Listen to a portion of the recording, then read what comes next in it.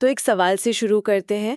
अगर कोई अनुभव मतलब बहुत ही ज्यादा तीव्र हो, बहुत स्पष्ट और एकदम यादगार, तो क्या सिर्फ इस वजह से वो सच हो जाता है? ये एक बहुत गहरा सवाल है और ये एक ऐसा सवाल है जो सदियों से साधकों, दार्शनिकों और अब तो मतलब वैज्ञानिकों को भी परेशान करता रहा है। बिल्कुल। और यही सवाल आज हमारी पड़ताल के केंद्र में है। हाँ, क्योंकि हमारे पास जो स्रोत है उनमें भी यही दुविधा बार बार सामने आती है।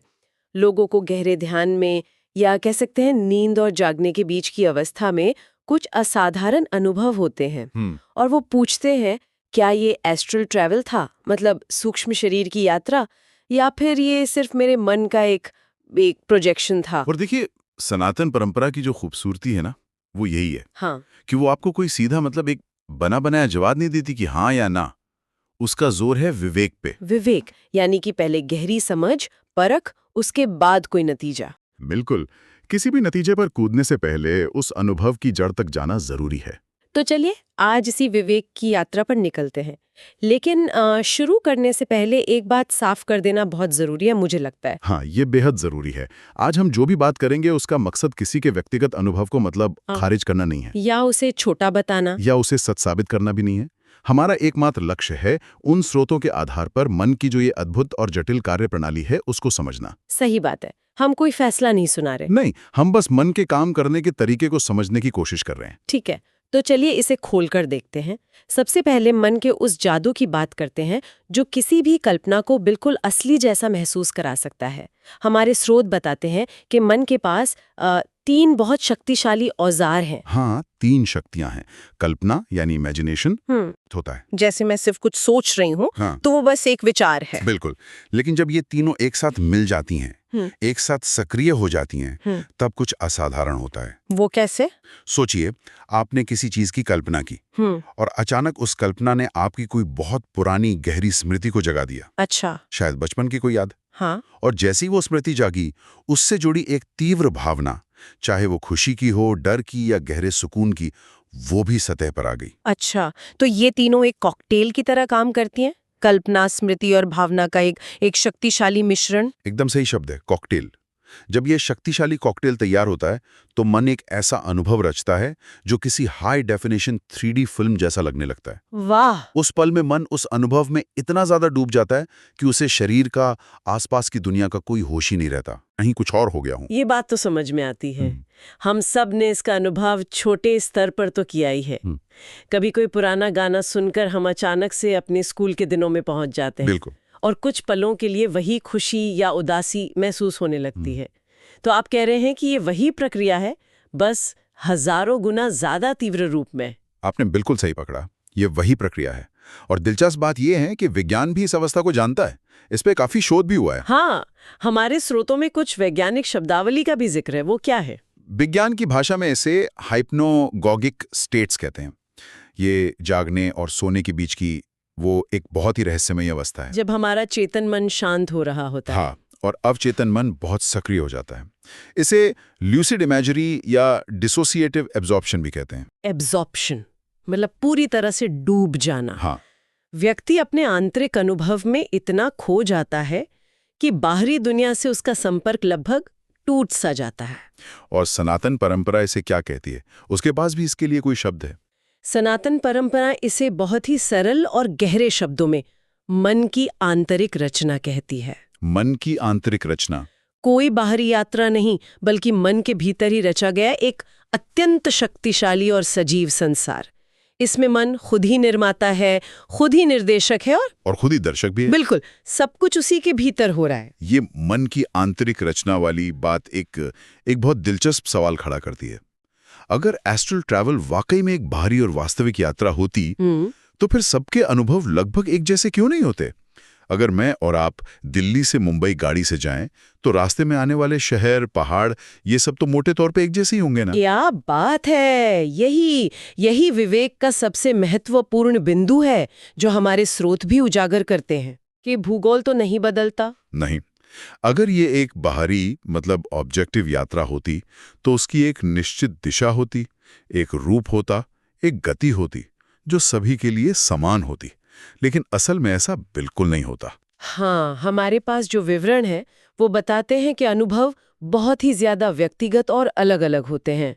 किसी को लगता है कि वो हवा में उठकर अपने ही शरीर को नीचे बिस्तर पर लेटे हुए देख रहा है, तो किसी को एक बहुत लंबी घूमती हुई सुरंग दिखाई देती है जिसके आखिरी छोर पर तेज रोशनी है। किसी को सिर्फ अलग अलग रंगों का प्रकाश नजर आता है। और कुछ लोगों को तो अपनी बहुत पुरानी भूली बिसरी यादें या जीवन की घटनाएं एक फिल्म की तरह फिर से दिखने लगती हैं। बिल्कुल। इन अनुभवों में इतनी ज्यादा भिन्नता क्यों है? इसका क्या मतलब निकाला जा सकता है?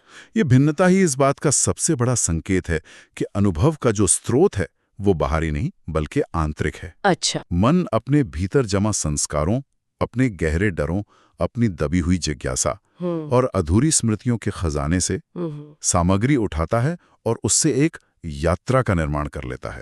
मतलब जिस व्यक्ति के मन में कह सकते हैं मुक्ति या प्रकाश की गहरी चाह है। हाँ, या प्रकाश की। हाँ। उसे शायद प्रकाश या सुरंग दिखेगी। बिल्कुल। और जिसे किसी अपने को खोने का डर है या कोई अधूरा काम रह गया है, उसे शायद पुरानी यादें या लोग दिखने लगे। ओह। मन अपनी ही पटकथा लिखता है और उसी पर फिल्म बनाता है। और क्योंकि उस फिल्म में कल्पना, स्मृति और भावना तीनों का जबरदस्त मिश्रण होता है, वो बिल्कुल असली लगती है। हाँ। ये मन का अपना निजी, बेहद निजी सिनेमा है। लेकिन एक मिनट, यहाँ एक सवाल उठता है जो अक्सर लोग पूछते हैं। कई लोग दावा करते हैं कि उन्होंने इस अवस्था में ऐसी जानकारी हासिल की जो उन्हें पहले से पता नहीं हो सकती थी। ये एक बहुत ही वैध सवाल है। जैसे किसी ने देखा कि उसके दूर के शहर में रहने वाले रिश्तेदार बीमार हैं और बाद में फोन करने पे पता चला कि ये बात सच थी। इसे मन की रचना कैसे कह सकते हैं? देखिए, ये एक महत्वपूर्ण सवाल है। मन की क्षमताएं हमारी कल्पना से कहीं ज्यादा है। पहली बात तो यह है कि हमारा जो अवचेतन मन है वो दिन भर में ऐसी हजारों सूक्ष्म जानकारियां इकट्ठा करता है जिन पर हमारा चेतन मन ध्यान नहीं देता। अच्छा। हो सकता है उस रिश्तेदार से हुई पिछली बातचीत में उनकी आवाज में हल्की सी थकावट हो जिसे अवचेतन ने पकड़ लिया हो। दूसरी संभावना है जिसे हम सहज ज्ञान या इंट्यूशन कहते हैं। इंट्यूशन। ध्यान की गहरी अवस्था में मन की ग्रहणशीलता बहुत बढ़ जाती है। लेकिन यह ध्यान देने वाली बात यह है कि अगर ऐसी कोई जानकारी मिली भी तो भी उस जानकारी को प्रस्तुत करने का तरीका, यानी वो सुरंग का देखना या शरीर से बाहर निकलना, वो अभी भी मन की अपनी ही रचना है। अच्छा, तो आप कह रहे हैं कि हो सकता है मन कुछ असाधारण चीजें जान ले, लेकिन उस जानकारी को जिस कहानी में लपेटकर वो हमें दिखाता है, हाँ, वो कहानी उसकी अपनी होती है। बिल्कुल। और हमारा फोकस उस कहानी के बजाय उस कहानी के पीछे के संदेश और अपनी आंतरिक स्थिति पर होना चाहिए। यहीं पर अनुभव के अलग अलग स्तरों को समझना जरूरी हो जाता है ताकि हम कहानी में ही न उलझ जाएं। ठीक है, तो चलिए इस पर बात करते, क्योंकि लोग अक्सर कहते हैं कि ये सिर्फ सोचना नहीं था, ये सच में हो रहा था। तो कल्पना, स्वप्न और इस गहरे अनुभव जिसे आपने एब्जॉर्प्शन कहा, उसमें क्या फर्क है? इन तीनों में बहुत बारीक लेकिन महत्वपूर्ण अंतर है। सबसे पहले है कल्पना। जब हम कल्पना करते हैं तो हमें पूरी तरह पता होता है कि हम सोच रहे हैं। हमारा उस पर पूरा नियंत्रण होता है। हम चाहें तो एक नीले हाथी के बारे में सोच सकते हैं और अगले ही पल उसे गुलाबी बनाकर उड़ा भी सकते हैं। ड्राइवर सीट पर हम बैठे हैं। ठीक है, ये तो स्पष्ट है। और स्वप्न? वहां तो हमारा कोई नियंत्रण नहीं होता। स्वप्न में हम ड्राइवर सीट से हटकर पैसेंजर सीट पर आ जाते हैं। हमारा कोई नियंत्रण नहीं होता। मन अपने आप ही दृश्य रचता है, कहानियां बनाता है। और हमें पता भी नहीं होता कि हम सपना देख रहे हैं। नहीं, उस वक्त के लिए वो पूरी तरह से वास्तविक होता है। और अब आते हैं तीसरी अवस्था पर, जो शायद सबसे ज्यादा भ्रम पैदा करती है, गहरा ध्यान या एकाग्रता, यानी एब्जॉर्प्शन। बिल्कुल।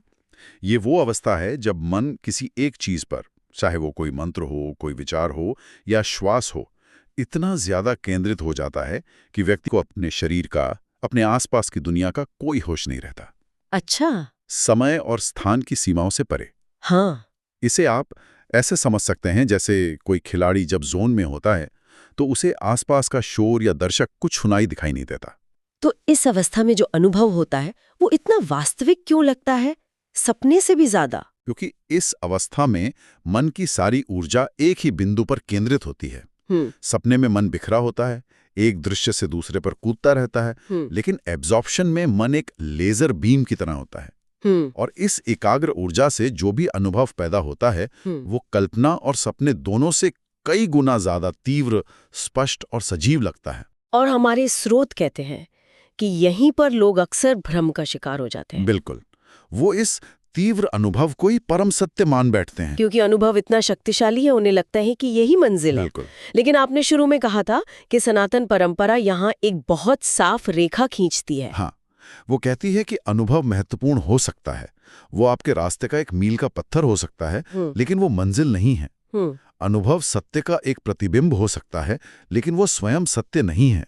ठीक है, तो विज्ञान और मनोविज्ञान के नजरिए से ये मन की एक शक्तिशाली अवस्था है, पर शास्त्र इसे आखिर कैसे देखते हैं? अगर ये अनुभव इतने गहरे महसूस होते हैं, तो शास्त्र इन पर रुकने से मना क्यों करते हैं? क्योंकि इस सनातन परंपरा में एक बहुत स्पष्ट और बार बार दोहराई गई चेतावनी है। अनुभव आते जाते रहते हैं। अच्छा। और जो भी चीज आती है और चली जाती है, वो परम सत्य नहीं हो सकती। गीता में कृष्ण कहते हैं, आगम पायनो अनित्या। मतलब जो भी चीजें आती जाती हैं, वे अस्थायी हैं। हाँ, अनित्य हैं। सत्य हमेशा रहता है। वो न आता है न जाता है, वो बदलता नहीं। तो क्या इसका मतलब ये है कि ये अनुभव साधक के लिए एक तरह का एक सुंदर जाल हो सकते हैं? बिल्कुल। शास्त्र कहते हैं कि अनुभवों का पीछा करना एक बहुत बड़ा बंधन है। सोचिए, आज आपको ध्यान में बहुत प्रकाश दिखा, आप बहुत आनंदित हुए। अब कल जब आप ध्यान करने बैठेंगे तो आप क्या करेंगे? आप फिर उसी प्रकाश को देखने की कोशिश करेंगे।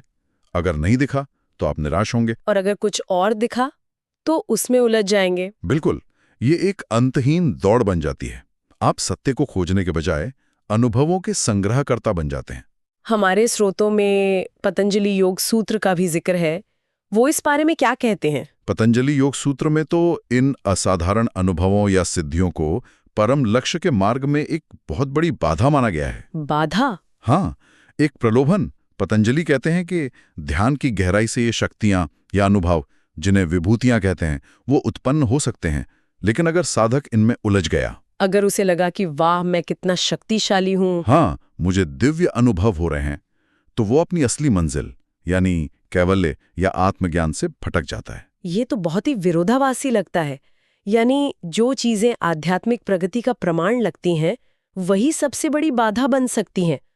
तो फिर सही मापदंड क्या है? अगर अनुभव नहीं, तो हम अपनी प्रगति को कैसे मापें? विवेक का विकास करके। शास्त्रों के अनुसार असली सवाल ये नहीं है कि मैंने क्या देखा या मेरा अनुभव कितना अनोखा था, बल्कि असली सवाल ये है कि उस अनुभव के बाद मेरे जीवन में क्या बदला। हाँ, मेरा अहंकार कम हुआ या नहीं? क्या मेरे अंदर करुणा, शांति और स्थिरता बढ़ी? बिल्कुल। क्या लोगों और परिस्थितियों को लेकर मेरा नजरिया बदला? क्या मेरी आसक्तियों और मेरे क्रोध में कोई कमी आई? अगर अनुभव आपको एक बेहतर, शांत और अधिक प्रेमपूर्ण इंसान नहीं बना रहा, अगर वो सिर्फ रोमांचित कर रहा है, तो वो एक आध्यात्मिक मनोरंजन से ज्यादा कुछ नहीं है। आध्यात्मिक मनोरंजन, स्पिरिचुअल एंटरटेनमेंट। ये बहुत शक्तिशाली शब्द है। इसका मतलब है कि हम इन अनुभवों को भी उसी तरह इस्तेमाल कर सकते हैं जैसे हम कोई रोमांचक फिल्म देखते हैं। हाँ, थोड़ी देर के लिए अच्छा लगता है, पर उससे हमारे व्यक्तित्व में कोई स्थायी बदलाव नहीं आता। बिल्कुल। ये बिल्कुल वैसा ही है जैसे कोई व्यक्ति पहाड़ों पर सिर्फ सुंदर नज़ारे देखने और तस्वीरें खिंचवाने जाता है, लेकिन पर्वतारोहण के अनुशासन और मेहनत से नहीं गुजरना चाहता। अनुभव रोमांचक है, पर उससे रूपांतरण नहीं आता। हाँ, और शास्त्र में रूपांतरण की बात करते हैं, मनोरंजन की नहीं। और सबसे बड़ा खतरा यह है कि लोग इन अनुभवों को अपनी आध्यात्मिक ट्रॉफी बनाकर अपने अहंकार को और मजबूत कर लेते हैं कि मैंने कुछ ऐसा देखा जो और किसी ने नहीं देखा, इसलिए मैं विशेष हूँ। बिल्कुल, जबकि आध्यात्मिक यात्रा का पूरा लक्ष्य अहंकार को मिटाना है, उसे और सजाना संवारना नहीं। तो अंत में हम कह सकते हैं कि जो आपको रोमांचित करे, जरूरी नहीं कि वही आपको बदले। बिल्कुल, ये हमारी आज की चर्चा का सबसे महत्वपूर्ण सार है। रोमांच और रूपांतरण, ये दो अलग अलग चीजें हैं, और आध्यात्मिक मार्ग रूपांतरण का है, रोमांच का नहीं। तो हमारे श्रोताओं के लिए सोचने की बात यह है, और ये गहरा प्रश्न हमारे स्रोतों से ही निकलता है, सनातन परंपरा में इन असाधारण अनुभवों का पीछा करना एक जाल क्यों माना जाता है, जबकि ये इतने वास्तविक और आकर्षक लगते हैं? ये एक गहरा प्रश्न है जिस पर विचार करना चाहिए। शायद इसलिए क्योंकि ये यात्रा बाहर की तरफ नज़ारे देखने की नहीं, बल्कि भीतर की तरफ मुड़ने की है। ये यात्रा ये देखने की नहीं है कि क्या क्या दिखाई दे रहा है, बल्कि ये जानने की है कि देखने वाला कौन है। ये यात्रा शांति की है, न कि भ्रम की। अनुभव उस शांति तक पहुंचने में मदद कर सकते हैं, पर अगर हम अनुभवों में ही अटक गए तो हम उस शांति तक कभी नहीं पहुंच पाएंगे जो हर अनुभव के परे मौजूद है।